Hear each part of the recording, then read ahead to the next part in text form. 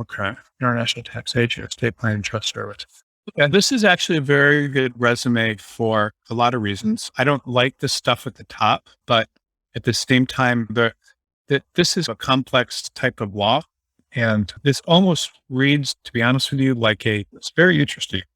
I wouldn't say number one investment mortgage. I would just say the charge development act for tax wealth transfers, responsible. Yeah, this is interesting. So this stuff here, all these things you're talking about, being an international lawyer and having all these experiences, I would figure out the best way to integrate everything that you're saying up here into your actual resume. So that would be how I would do that. So I would try to get all that information in your resume, and then people don't necessarily need to know it's a number one investment company and all this sort of stuff. You don't need to tell people that. Penn Life, everyone knows what Penn Mutual or the company is. So I wouldn't just, again, the stuff where you spell things out and it's important. But this is very good. And I just would, and I don't know what you want to call it, achievements, saying just that you developed these strategies and so forth, it's probably okay. One of the things I like about what you did up here, and I tend typically been attacking people for not attacking, but saying it's not a good idea, is because this is actually gives people an idea that you can do all the stuff in kind of foreign countries and it work. And so I'm a little bit mixed. I would usually say to take this out. And most of the people that are doing this are just kind of normal attorneys or normal corporate attorneys or litigators and that sort of thing. But you actually have a very interesting background. And I like it. I don't know why, but it explains what you do a little better. And other stuff at the top, international lawyer, experienced in MBA.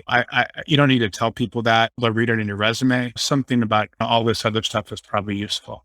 Okay, but then so suddenly here you're doing strategy. Oh, I see you're doing this, and now you're doing business development, and then you were sales director. This is an interesting resume.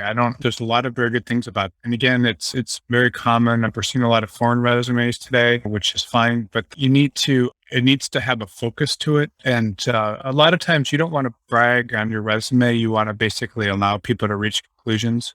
So you can see here, number one investment brokerage, say 40% of state, all these sort of things are fine, but you need to make sure that you're doing what you can to simplify all this information and make things very easy for people to read and really telling a consistent story. So when I see this, I'm saying, when people use the words like strategy or strategy, what that suggests to me, and what I'm just telling you what US people think, what I think, that this person's just basically going to sit down and give me a lot of ideas and just BS me, take my money. That's what strategy means to me. And that's every time I hear someone say that or consult, that's a lot of times what happens. Not always, but a lot of times.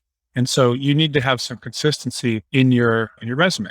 And the resume needs to really be focused in terms of describing what you're doing. Because if you're doing business development, no one's going to hire you to be a trust and estate attorney. You can get a job as a trust and estate attorney. You can get a job in a law firm in the U.S. as a trust and estate attorney, especially in this market. But the resume has to be, it has to be easy to read, and it has to if you just said wealth planning, business planning, and taking this crap up, driving innovation, people hate this crap.